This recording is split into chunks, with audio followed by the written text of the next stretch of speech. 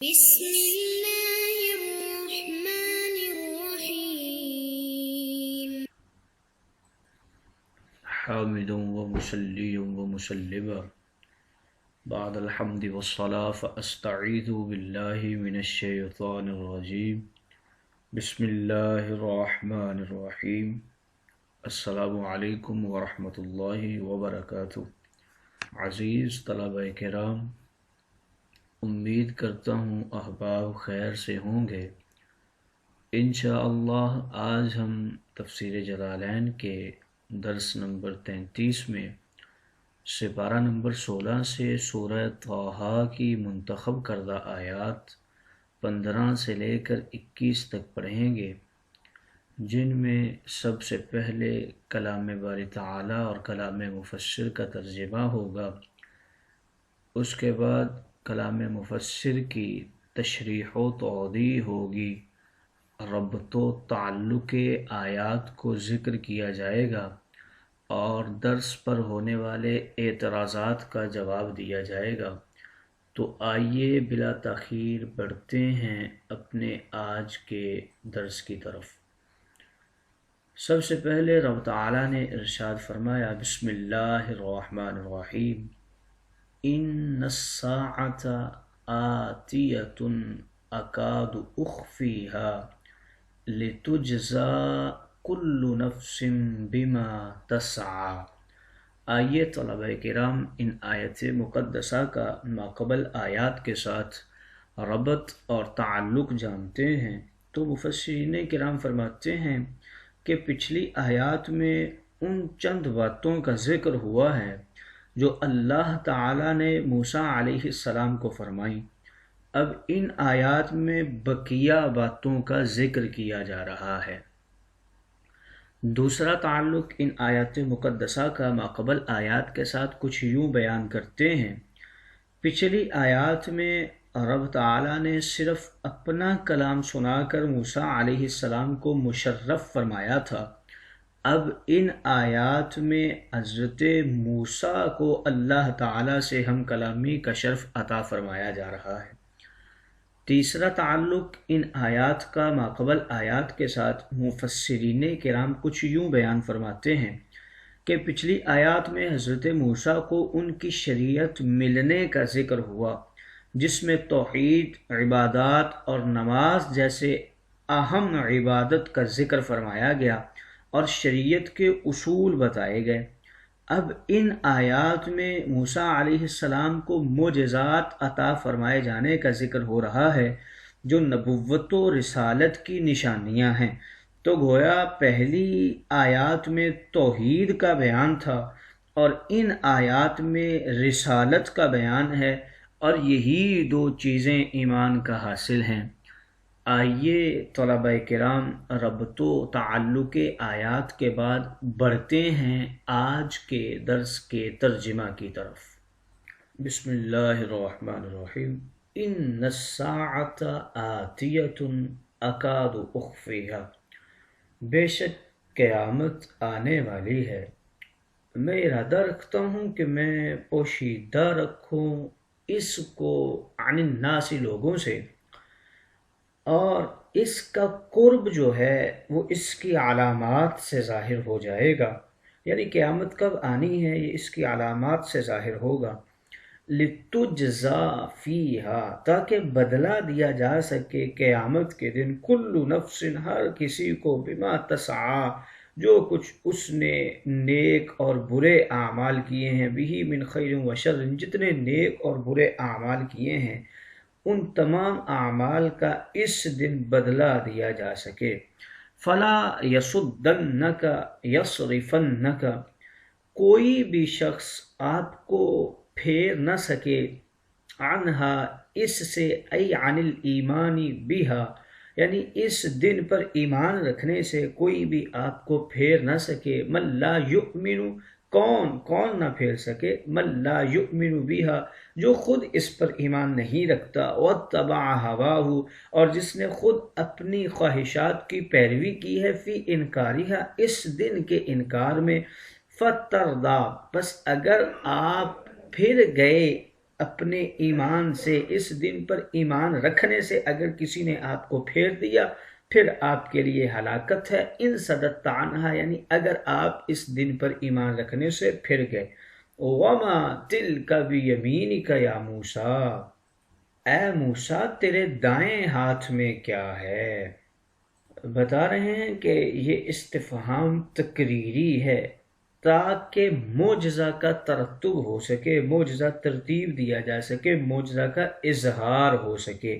کیسا معجزہ؟ من تبدیل الخشبۃ حیہ، یعنی اس عصا کو موسیٰ علیہ السلام کے جو لکڑی تھی عصا والی اس کو سانپ کے اندر بدلا جا سکے۔ قال عرض کی ہی عصایا، یہ میرا عصا ہے، ڈنڈا ہے، اتوکا علیہا، میں اس کا سہارا لیتا ہوں، عند الوثوب والمشی، حملہ کرتے وقت اور چلتے وقت، واہش، اور میں جھاڑتا ہوں درخت کے پتوں کو، بہا، اس عصا کے ساتھ، لیسکت، تاکہ وہ گر جائیں، علی غنمی، میری بکریوں پر، فتأکل، اور وہ بکریاں اسے کھا لیں، یعنی میں اس عصا کے ساتھ بکریوں کے اوپر پتے جھاڑتا ہوں، وَلِيَ فِيهَا مَآرِبُ أُخْرَى، اور میں اس سے دیگر ضروریات کو بھی پورا کرتا ہوں۔ بتا رہے ہیں کہ یہ جو معارب ہے یہ معربہ کی جمع ہے، اور اس کی راہ کے اوپر تینوں اعراب جائز ہیں، تینوں طرح سے اسے پڑھا جا سکتا ہے۔ اس کا معنی بتا رہے ہیں ای الحوائج، یعنی ضروریات۔ اب آگے بتا رہے ہیں کہ اور کون سی ضروریات اس عصا کے ساتھ موسیٰ علیہ السلام پوری کیا کرتے تھے۔ کحمل الزاد والسقا، میں اپنا پانی اور کھانا وغیرہ اس کے ساتھ لٹکا لیتا ہوں، وطرد الحوام، اور میں موذی جانوروں کو اس کے ساتھ خود سے دور رکھتا ہوں۔ زاد فی الجواب بیان حاجاتی بہا، حضرت موسیٰ علیہ السلام نے اپنے جواب کے اندر اضافہ فرمایا ہے، بیان حاجاتیہا بہا، یہ اپنی حاجات کو جو بیان کیا ہے، جو عصا کے ساتھ آپ پوری کیا کرتے تھے، اس جواب کے اندر موسیٰ علیہ السلام نے کافی اضافہ فرما دیا۔ قال، فرمایا، القیہا یا موسیٰ، ڈالو موسیٰ اس عصا کو، فالقاہا، پس آپ نے اسے ڈالا، فاذا ہی حیۃ، پس اسے زمین پر ڈالنے کی ہی دیر تھی وہ ایک بڑا اژدہا بن گیا، تسعی، دوڑنے لگا، تمشی علی بطنہا سریعا، وہ جلدی سے اپنے پیٹ کے بل چلنے لگا، دوڑنے لگا، کسرعۃ الثعبان الصغیر، جیسے چھوٹے چھوٹے سانپ جلدی سے چلتے ہیں۔ اور ایک اور جگہ دوسری آیت میں اسے جان کہہ کر پکارا گیا ہے اس سانپ کو۔ قال خذھا ولا تخف، فرمایا خذھا، پکڑ لیجئے اسے، ولا تخف، اور خوف نہ کیجئے، اس سے ڈریے نہ، سنعیدھا سیرتھا الاولی، ہم لوٹا دیں گے اسے اس کی پہلی حالت میں۔ بتا رہے ہیں کہ سیرتھا یہ منصوب بنزع الخافض ہے، یعنی حرف جار کو یہاں پر حذف کیا گیا ہے، اس کو حذف کرنے کی وجہ سے سیرتھا منصوب ہے، ای الی حالتھا، یعنی اس کو اس کی پہلی حالت کی طرف ہم لوٹا دیں گے۔ فادخل یدہ فی فمیہا، بس حضرت موسیٰ علیہ السلام نے اپنا ہاتھ اس کے منہ میں ڈالا، فعادت عصا، تو وہ دوبارہ سے عصا بن گیا، یعنی آپ کا وہی ڈنڈا بن گیا۔ اور یہ بات ظاہر ہو گئی کہ حضرت موسیٰ نے جس جگہ ہاتھ ڈالا تھا وہ عصا کے اوپر دو شاخیں سائیڈوں کو نکلتی تھی، تو ان شاخوں کے درمیان آپ نے ہاتھ ڈالا تھا، یعنی گویا اسے منہ سے تعبیر کیا گیا کہ آپ نے اس کے منہ کے اندر ہاتھ ڈالا۔ اور حضرت موسیٰ علیہ السلام کو یہ سب کچھ دکھایا گیا تاکہ جب فرعون کے دربار میں جائیں اور یہ جو عصا ہے یہ سانپ کے اندر بدلے تو موسیٰ علیہ السلام خوف زدہ نہ ہو جائیں، پریشان نہ ہو جائیں، اس لیے آج ہی انہیں سب کچھ دکھا دیا گیا۔ آئیے طلبہ کرام ترجمہ کے بعد بڑھتے ہیں آج کے درس کی تشریح و توضیح کی طرف۔ اس درس میں قیامت کے آنے کا ذکر کیا گیا ہے اور پھر حضرت موسیٰ علیہ السلام کے معجزات کا تذکرہ ہے۔ تو فرمایا رب تعالیٰ نے ان الساعۃ آتیۃ، بے شک قیامت جو ہے وہ آنے والی ہے۔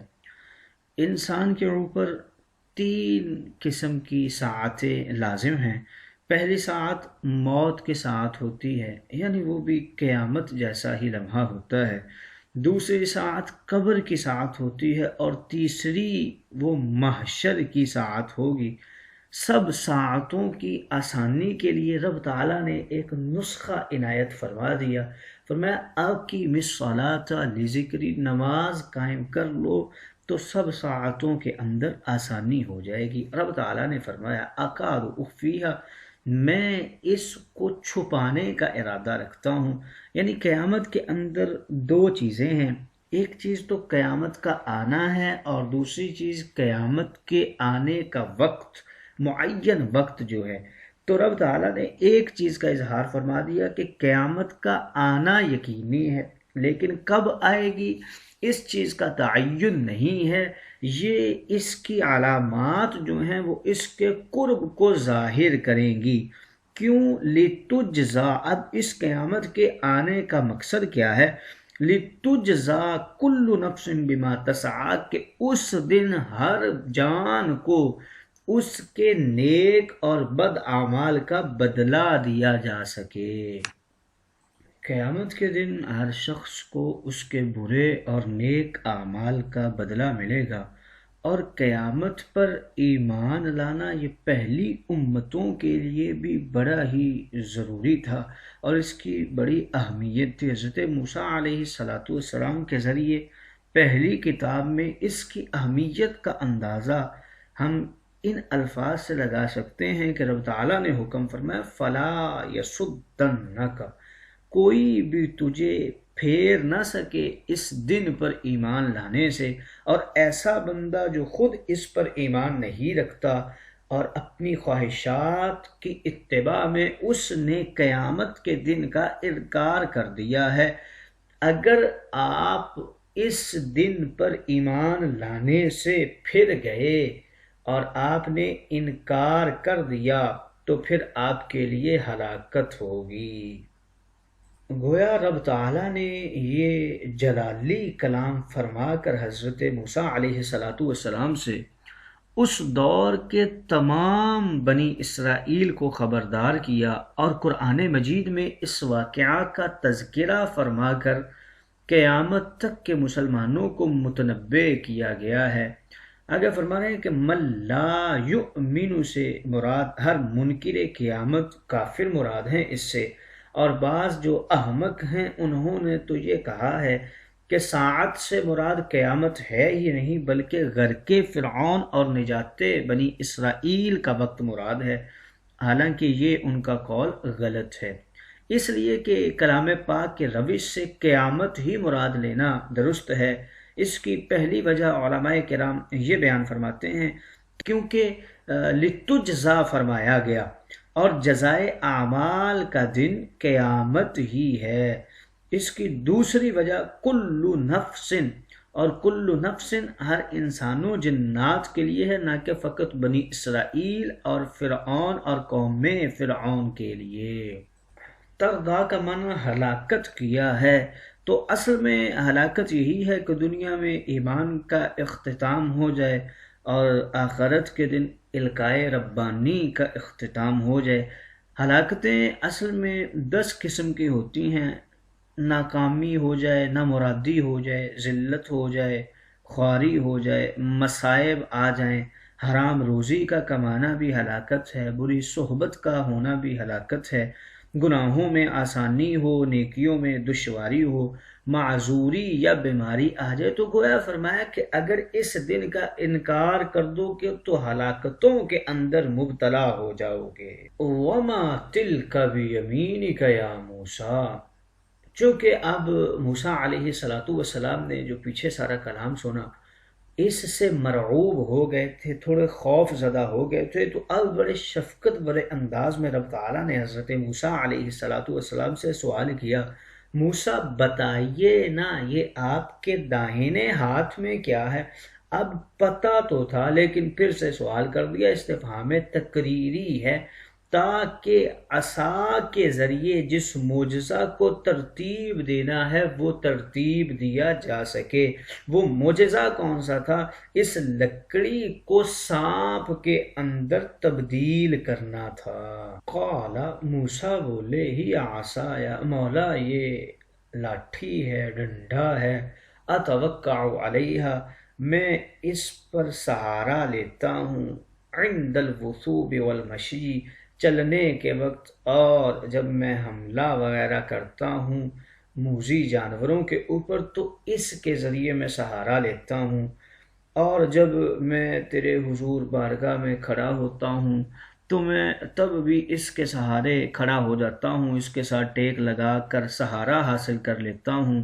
جب چلنے میں دشواری محسوس کرتا ہوں تب بھی میں اس کے ساتھ اپنے دشواری کو دور کر لیتا ہوں، اپنے ضعف و نقاہت کی وجہ سے میں اس کو پکڑ کر چلتا ہوں، اور میں جو عرصہ دراز سے اپنی بکریاں چراتا آ رہا ہوں تو میں اس کے ساتھ پتے گراتا ہوں جسے بکریاں کھا لیتی ہیں، اور میں اس کے ساتھ اور بھی ضروریات ہیں جن کو پورا کرتا ہوں، جیسے کہ میں اس کے ساتھ کھانا اور پانی لٹکا لیتا ہوں اور جانوروں کو دور کرتا ہوں۔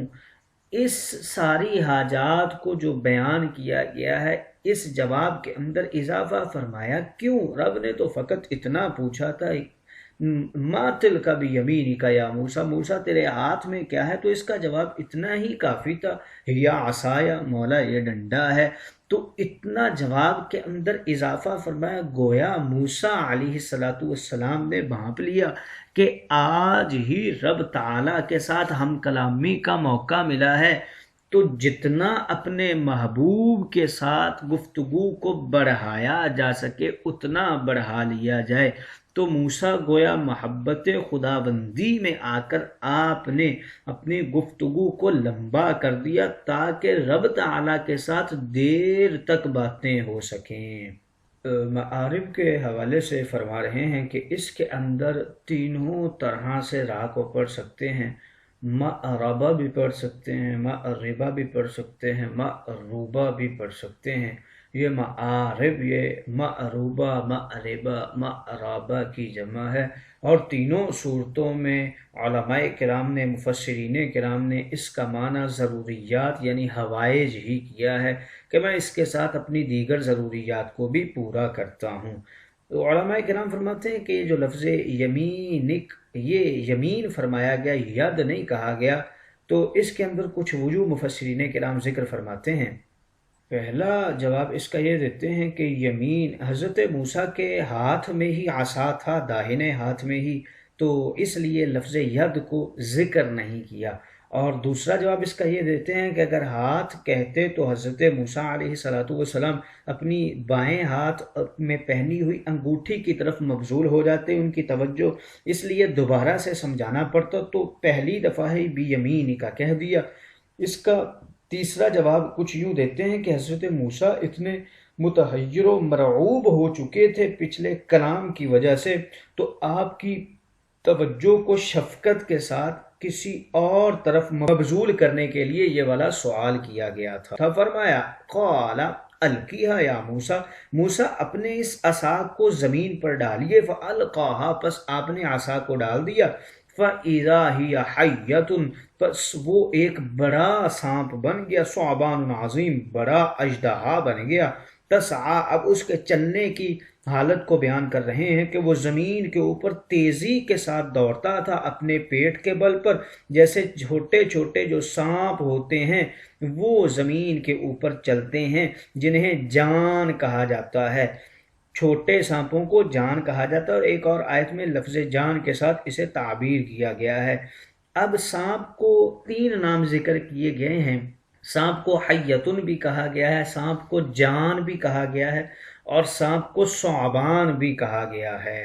حیتن چھوٹے اور بڑے ہر قسم کے سانپ کو کہتے ہیں، اور جان یہ خاص طور پر جو چھوٹے چھوٹے سانپ ہوتے ہیں ان کو کہا جاتا ہے، اور ثعبان بڑے سانپ جس کو اژدہا بھی کہا جاتا ہے یہ اسے ثعبان کہتے ہیں۔ تو اس عصا والے سانپ کے لیے قرآن میں کہیں لفظ جان ذکر ہوا ہے، کہیں ثعبان ذکر ہوا ہے، کہیں حیتن ذکر ہوا ہے، تو اس کی توجیہ بتا رہے ہیں کہ اسے جسم و جثہ کی وجہ سے ثعبان کہا جاتا اور حرکت و سرعت کی وجہ سے، یعنی اپنے چلنے کے اندر جو تیزی تھی اس وجہ سے اسے جان کہا جاتا تھا، اور دونوں ہی صفات اس کے اندر پائی جاتی تھی، چھوٹوں والوں بھی اور بڑی والوں بھی، تو اس لیے اسے حیتن کہا جاتا تھا۔ پھر آگے فرمایا قال رب تعالیٰ نے خذھا موسیٰ اسے پکڑ لیجئے اور کسی قسم کا خوف نہ کیجئے، سنعیدھا جب آپ اسے پکڑیں گے تو ہم اسے اس کی پہلی حالت کے اوپر ہی لوٹا دیں گے۔ موسیٰ پاک نبی تھے تو انہیں ولا تخف کہنے کی توجیہ کیا ہے، موسیٰ ڈر کیوں گئے؟ تو اس کا جواب کچھ یوں دینے کی کوشش کرتے ہیں کہ فرعون کے پاس آپ کو بھیجنے سے پہلے عصا کو سانپ بنانے کا تجربہ کیا گیا تھا تاکہ موسیٰ پاک ڈر نہ جائیں، بشری خوف غالب نہ آ جائے، حالانکہ بشری خوف آپ پر غالب آ بھی گیا تھا جب آپ کا جو عصا تھا وہ سانپ بنا، تو اس لیے رب تعالیٰ نے فرمایا ولا تخف موسیٰ ڈریے نہ۔ فَأَدْخَلَ يَدَهُ فِي فَمِهَا تو موسیٰ نے اس کے منہ کے اندر ہاتھ ڈالا، فعادت عصا پس وہ پہلے جیسا عصا ہی بن گیا۔ ظاہر ہو گیا کہ موسیٰ علیہ السلام نے جو اپنا ہاتھ تھا وہ اس کی دو شاخوں کے اندر رکھا تھا، یعنی عصا کی دو شاخوں کے اندر، گویا اس سے اژدہا کا منہ مراد لیا گیا ہے، اور یہ سارا کچھ موسیٰ کو اس لیے دکھایا گیا تاکہ فرعون کے دربار میں جا کر جب عصا سانپ کی شکل اختیار کرے تو موسیٰ پریشان اور خوفزدہ نہ ہو جائیں۔ آئیے طلبہ کرام آج کے درس پر ہونے والے اعتراضات کی طرف چلتے ہیں۔ آج کے درس کے اوپر پہلا اعتراض یہ ہوتا ہے کہ موسیٰ علیہ السلام نبی تھے، رسول تھے، مرسل تھے، تو کیسے ممکن ہے کہ آپ ڈر گئے؟ تو اس کا جواب یہ دیتے ہیں کہ دراصل یہ ڈر جو تھا وہ سانپ کا نہیں تھا، بلکہ وہ قرب حضوری کا رعب اور ہیبت تھی جس کا ظہور سانپ پر ہوا۔